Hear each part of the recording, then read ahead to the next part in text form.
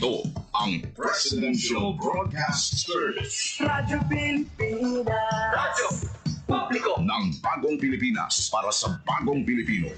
Naghahatid ng mahahalagang balita at impormasyon na guugnay ng pamahalaan sa sambayanan. Tulay sa himpapawid ng serbisyo publiko. Radyo Pilipinas. Radyo Publiko. Ang boses ng Pangulo. Sa Iloilo. Radyo Pilipinas. 585 AM. Usapang Agrikultura. Ang inyong source of daily agri-news. Talakayang siksik sa kaalaman. Atin ay impormasyon mula sa pamahalaan. Pagpapayaman sa ating mga likas na yaman para mas mapaunlad pa ang isa sa mga paunahing kabuhayan sa ating bayan. Usapang Agrikultura. Dito lang sa Radyo Pilipinas.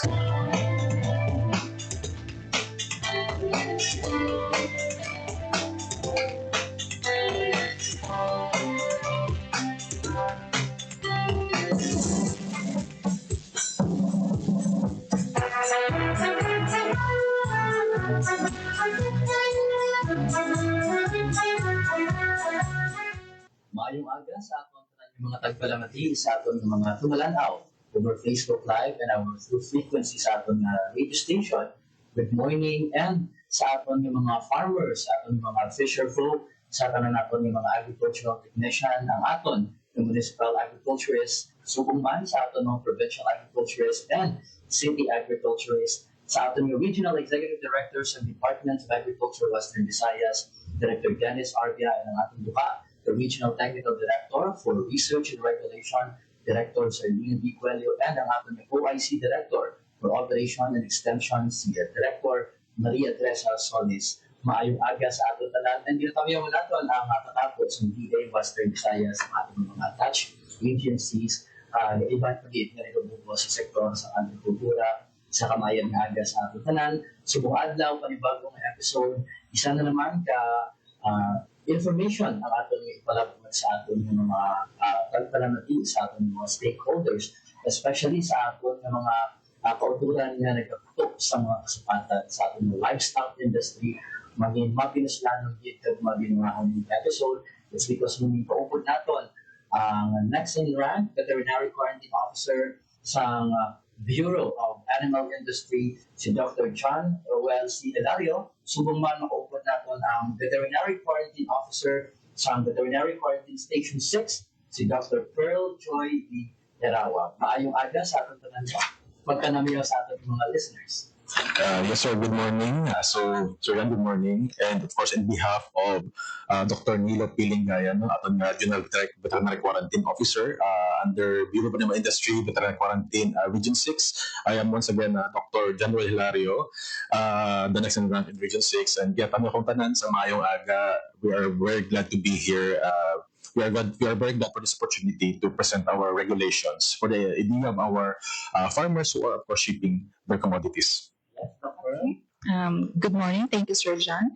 Thank you, Gid, sa taga-DA Raffle sa paghatag sa kahigayonan sa amon subong aga na ma-share mo naman ang mga regulations naman sa Bureau of Animal Industry Veterinary Quarantine Services Station 6 and mayong aga man sa tanan natin yung mga tagpalamti subong aga.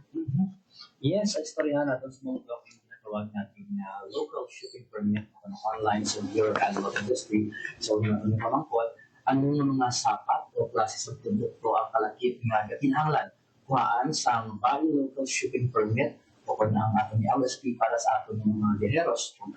Yes, sir.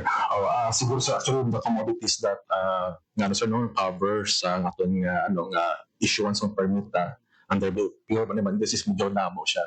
But I think we'll categorize into 4 na lang din para mas hapos matandaan sa itong tagpalamati. So number one, ating commodity number 1 will be live animals. If gadala ka sa mga buhi, kasapatan, kinahanglan mong magkuha sang permit. Ikaduha, kung gadala ka sang ilang mga products, animal products, such as karne or such as itlog or gatas, kinahanglan mong kuha sang permit na siya.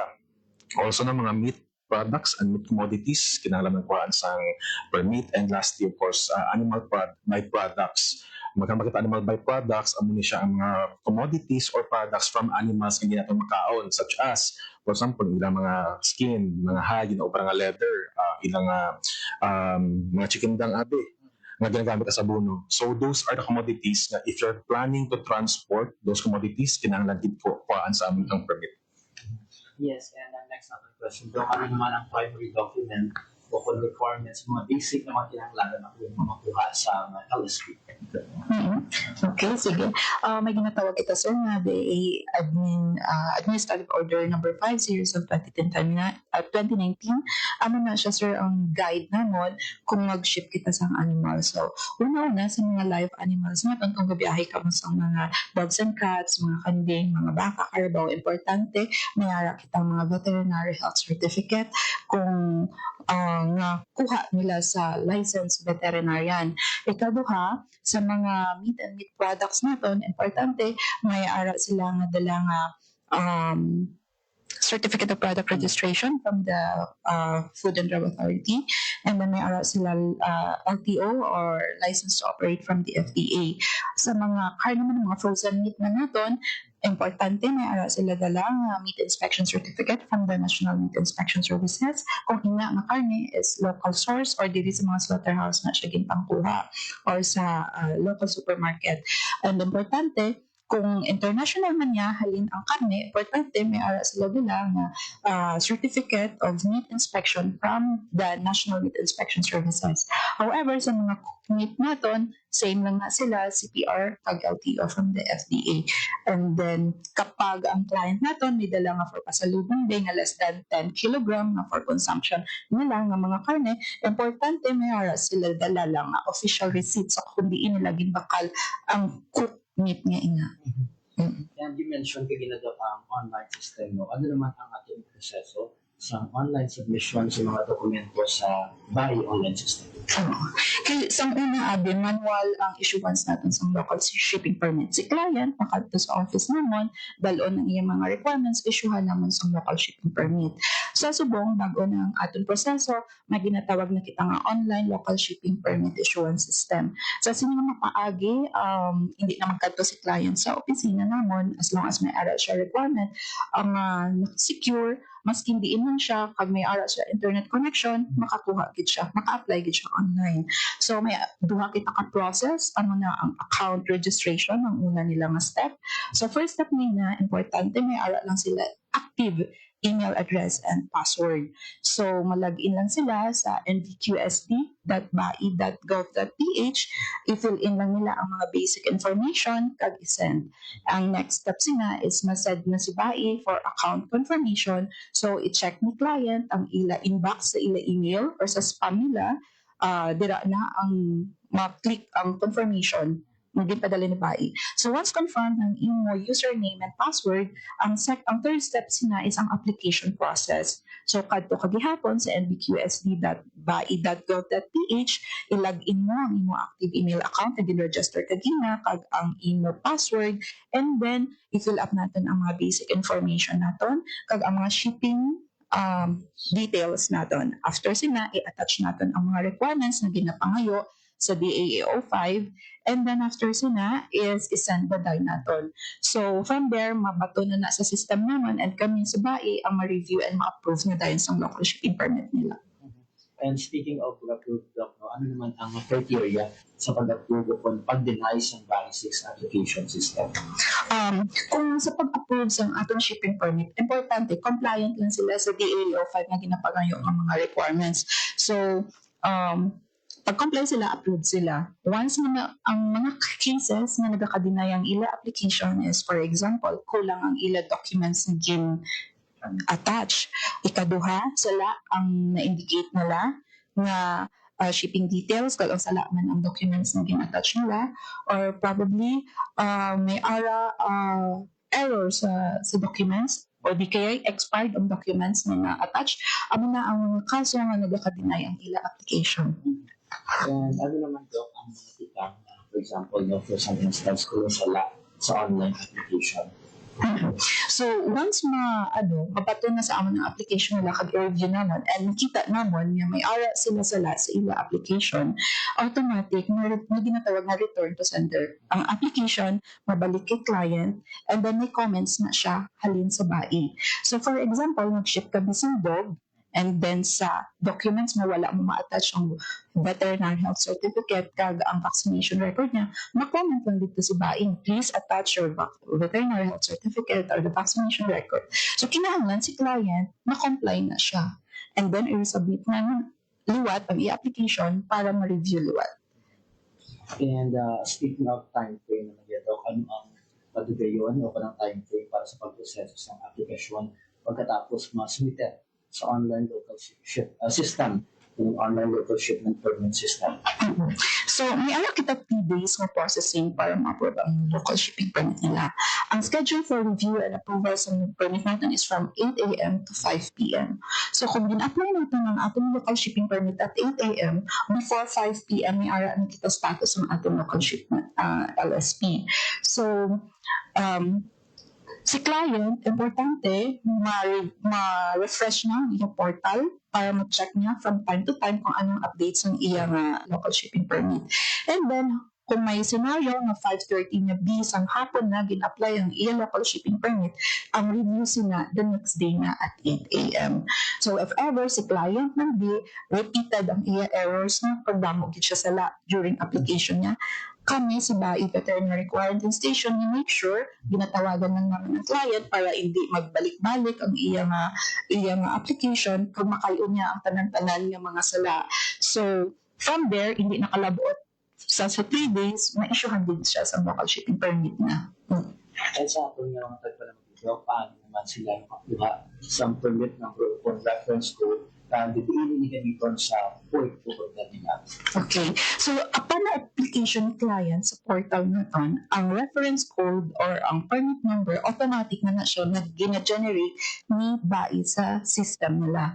So, ang aning na permit number, ang muna naman ni ang maging basihan sa mga veterinary quarantine inspectors natin sa tanan nga airports kag seaports nga pag-aagyan sa ila shipment kag ang ina i-make sure dira na ang basihan kung ang ina nga permit is legit or hindi fake or hindi siya recycled. And once again, sa ating mga tagpalimati, we're listening sa ating mga personnel from the Bureau of Animal Industry. And sa next natin nga question daw, speaking of reference code na mention natin and permit number, ano naman ang dapat ihatag sa border control officer sa airport o puerto pag-abot, especially when we are talking about mga papeles, mga reference code o mga QR. Okay. So, for example, si client, na-approve na ang iya local shipping permit na, magabiyahe na siya. So, sa tanan nga airports at seaports na agyan niya, kinahanglan i-present niya ang printed na local shipping permit na issued by Bai, and then ang mga attached documents. So, ang kinahanglan na kapag veterinary health certificate, kinahanglan original gid na siya. Ang mga meat inspection certificate, certificate of meat inspection, kinahanglan original na. Ang mga handler's license, ang mga livestock handler's license, transport carrier, pwede, o ang mga other documents, pwede kahit photocopy nilang. And may ara ba rin doon bayad para sa pagkuha sa mga permit online kag paano yung bayad? Okay. So, ang pakatandaan natin, ang Bai local shipping permit is free na siya, wala na siya bayad. Okay. Paano naman masunod doon ang mga security protocols na data privacy naman nila sa pag-upload sa makabig natin mga sensitive mga information? Okay. So when it comes sa mga data na gina-upload natin online, Bai make sure na secure ang atong data. So una sa tanan, ang atong account or ang atong username naka-embed na siya sa may system ni Bai. And then si Bai, wala na siya gagamit sa mga open source na Microsoft. And then ikaduha, may ara na siya, nakasubscribe na siya, sir, sa SSL to make sure na ang website is safe, hindi siya na-hack, hindi siya masudlan sa mga virus. And then at the same time, may ara na sila ang ato ng mga Bai IT personnel, naka-sign na sila sa non-disclosure agreement na hindi nila pwede i-leak ang information and maging liable sila once ang amo ng information is magagwa. And then, Bai also invest millions of pesos para maprotektahan ng firewall sa aton nga website. So, rest assured nga aton mga shipper, ang aton data is protected by Bai. Yes, and ano naman daw ang mga protocol kung may mga preventive quarantine, inspection, o kung sampling sa sapat kapag produkto ng ginagawa. Okay? Yes, sir. Usually, sir, no, before mag-transport sa permit, we have, of course, the requirement that was mentioned with Dr. Pearl. Dira pa lang makita ta kung ayan sila, compliant sila sa ating DAO number 5, no? Series of 2008, the instrumental tanga issuances. So, kung okay sila dira, after that, mag-ship na sila, malabay na sa ating mga airports and seaports. So, paglabay nila dira, dapat ang mga documents na ipakita nila para mapapili check sa ating mga veterinary quarantine officers and inspectors. So, on the process dira, they will be checking not only for the documents, kung okay ang documents, but they will also be checking for the commodities. Kung commodities na is ayan okay, for example, for meat natin, kung sound siya kung fit for human consumption, kung animals natin is healthy. And ayan, kung ang documents ta, kagatong shipment ta, ang live animals or atong commodities ta abi, consistent ang details. Kay although kisa pareho ang okay ang shipment, okay ang documents, kisa magkaiba.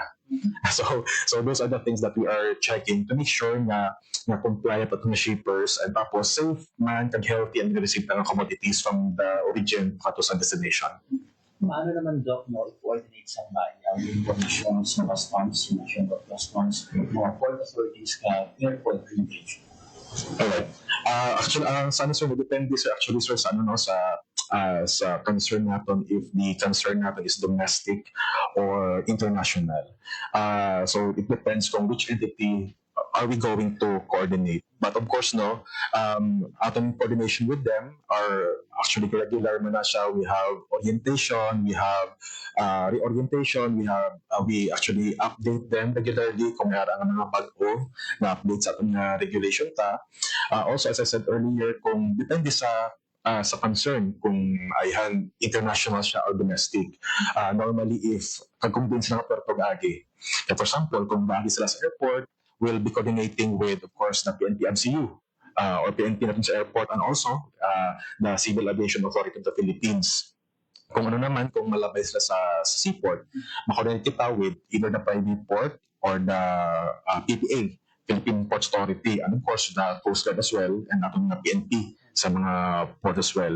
On top of that, if domestic ang concern, on top of those mentioned na mga agencies, usually we contact with LGU.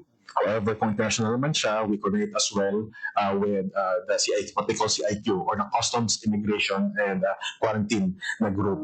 Kasi those are our partners kung international naman. And ano naman ang proseso when we are talking sa renewal o kung pag-extend ng online permit kung kulang pa ang validity. Okay. Ang local shipping permit natin is valid for 7 days. So, hindi na siya pwede ma-recycle or magamit ng luwat. So, for example, in 1 day, mabiyahe ako pa kadto Guimaras, makuha ako local shipping permit from Iloilo to Guimaras. Kapag kahapon, kung from Guimaras ako, mabalik ako Iloilo, kinahanglan, magawad ako luwat sa shipping permit from Guimaras to Iloilo. Ang mga requirements na gina-attach dira is kinahanglan mag-uman.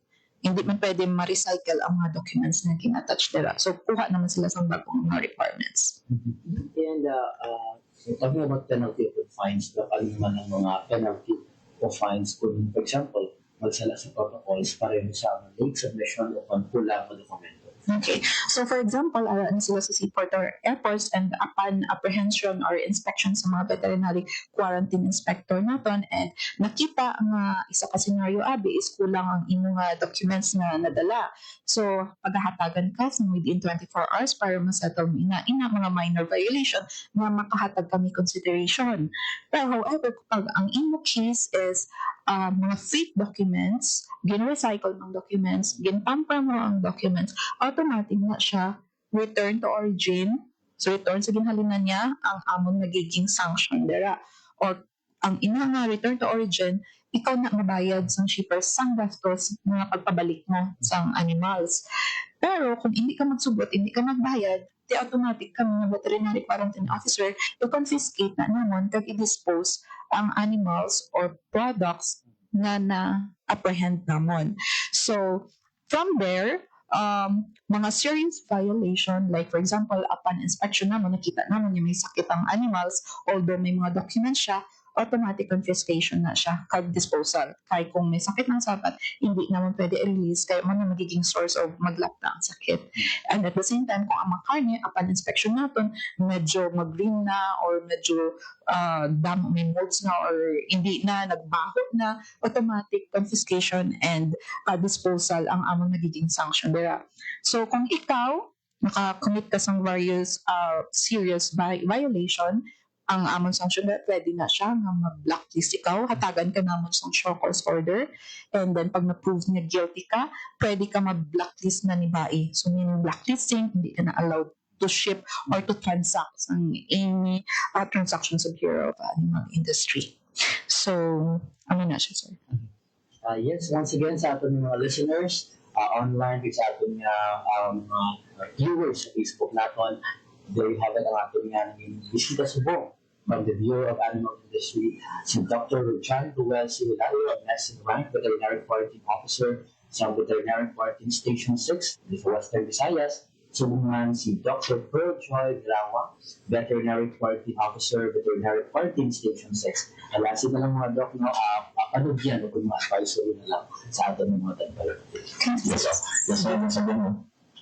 Once again, thank you so much sir, for this opportunity. And on behalf of Dr. Nilo Pilingaya, we would like to thank DA Rafis, and of course Sir James, and also our Red, Sir Dennis Arpia, for having this opportunity to, of course, once again broadcast and update everyone sa among regulation naman as far as live animals and animal products is concerned.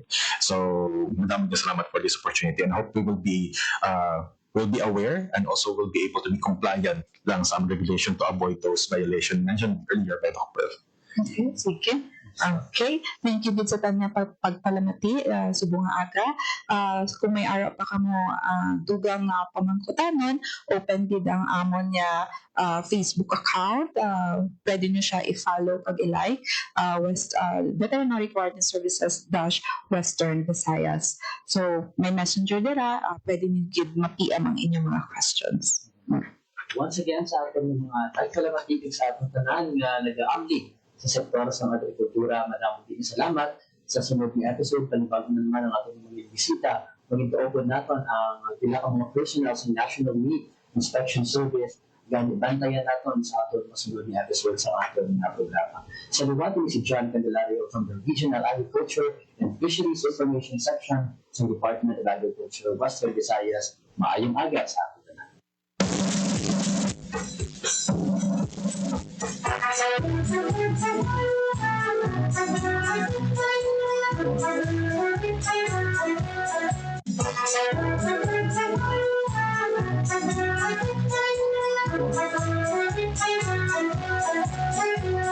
It is common among families, especially in the countryside, to own several hectares of land. Mostly were inherited from the older generation and passed to the later generations. However, as time passes by, only a few of the current generation would have an interest on the vast land they have inherited. When in the early years, the older people are into acquiring vast areas of land, the younger people today would rather work in a rented space to earn a living. This is the case of husband and wife Jose Roy Dipon, a seaman by profession, and attorney Emeline Arboleda Dipon, a former Captain's General and the founder of the Tree Huggers Movement Incorporated, who owned a few hectares of land but would eventually buy the portions owned by their immediate families. They were able to acquire a total of 20 hectares of land. The problem, however, most of these lands used to be sugarcane and corn plantations.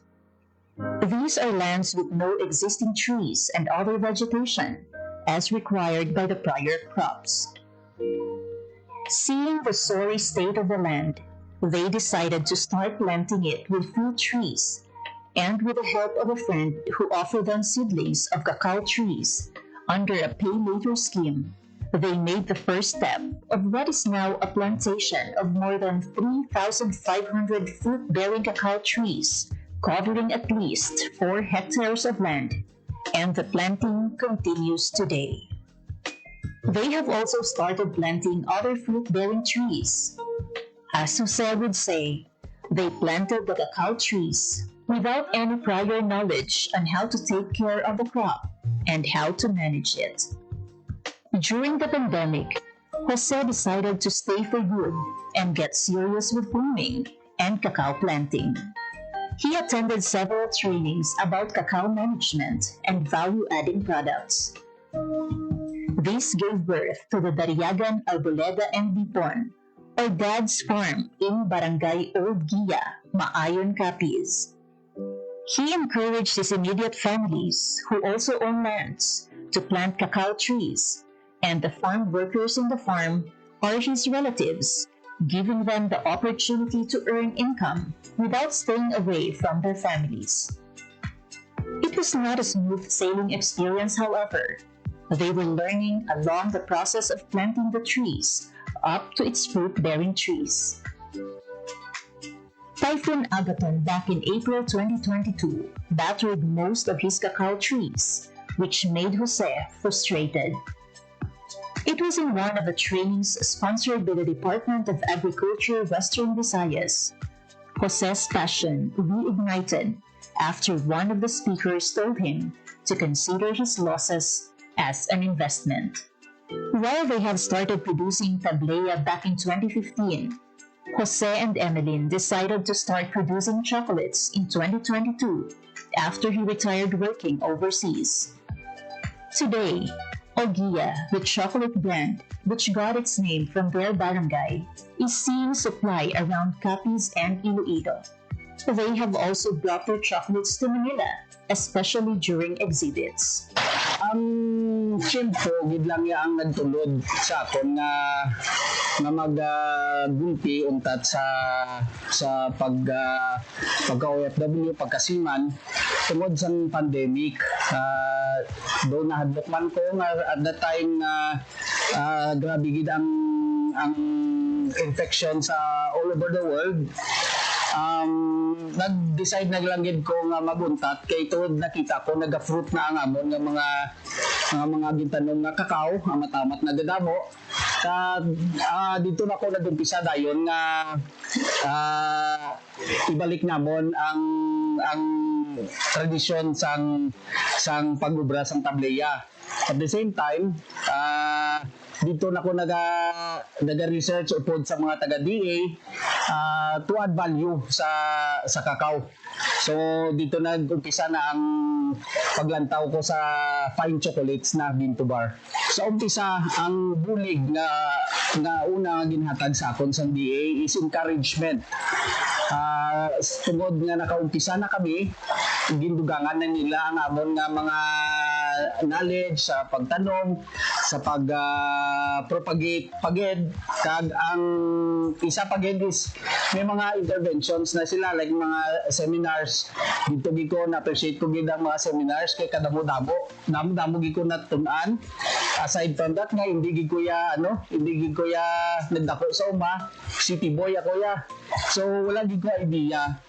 Ang DA lang gid ang nakahatag sa akon sang basic knowledge. Kada dito man nag-umpisa ang akon nga love sa pagpanguma, no? Hindi lang nga mambal natin nga doon napilitan lang, kundi nga nagustuhan ko gid kag nahiligan ko na ang pagpanguma.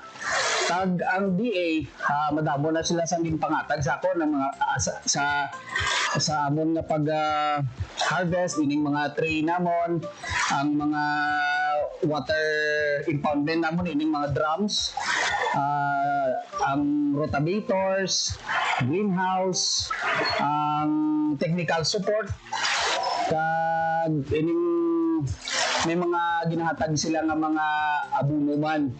On the other hand, their production averages 1,000 bars a month. They are now producing 70% dark chocolate, milk chocolate, dark chocolate with nuts, milk chocolate with nuts, white chocolate with cacao nibs, and keto sugar-free chocolate.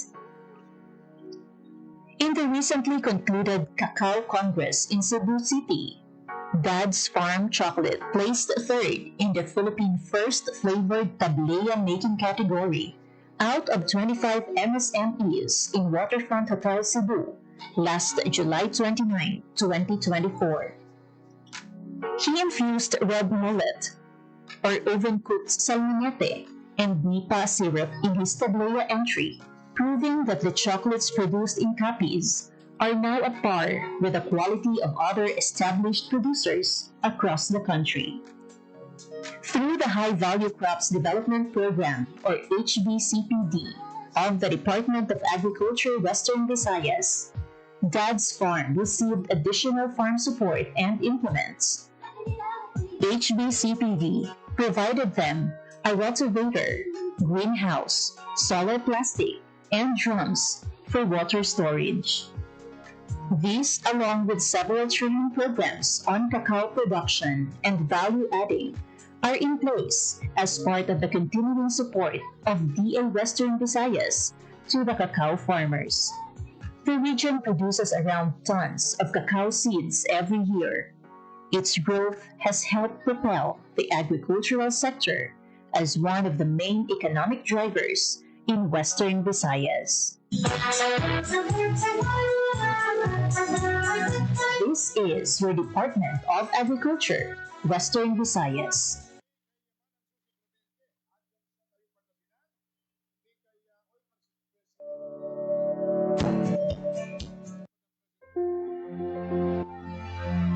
In 2015, Western Visayas has a total of 5,866,854 coffee-bearing trees. Based on the Philippine Statistics Data or PSA, there are 276,000 coffee farms in the country with almost 79.4 million trees. The different varieties include Robusta, Arabica, Excelsia, and Liberica. Today, the Department of Agriculture Western Visayas is pushing the limit of the coffee industry in the region under its High Value Crops Development Program. One of the beneficiaries is the Bulalakaw Kaluoy Tula-Tula Sikap Organization, or BCSTO in Sipalong Town, Antique. The organization was established in 2001 with at least 275 member farmers to date. The local coffee farmers have started producing fine-grade Robusta for the local market. The BCSTO, with the help of DA Western Visayas, has started the empowerment of their coffee farmers in order to improve the production and encourage a communal processing and marketing of their produce, which include palay, peanuts, ginger, turmeric, and primarily coffee.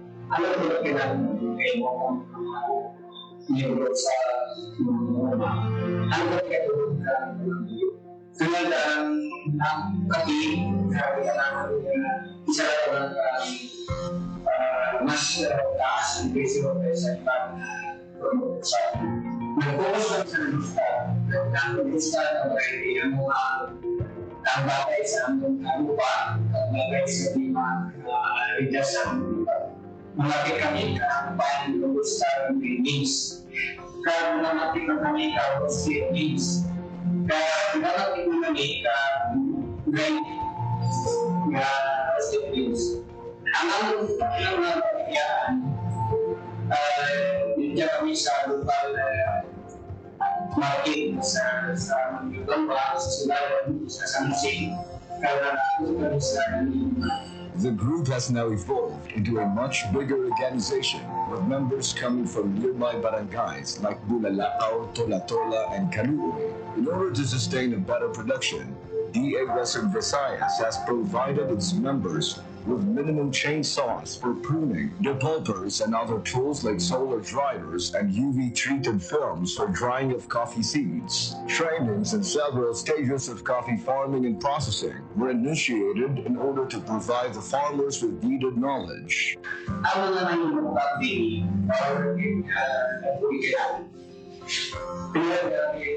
bisa kami sa training ng seminar kung paano ipagawa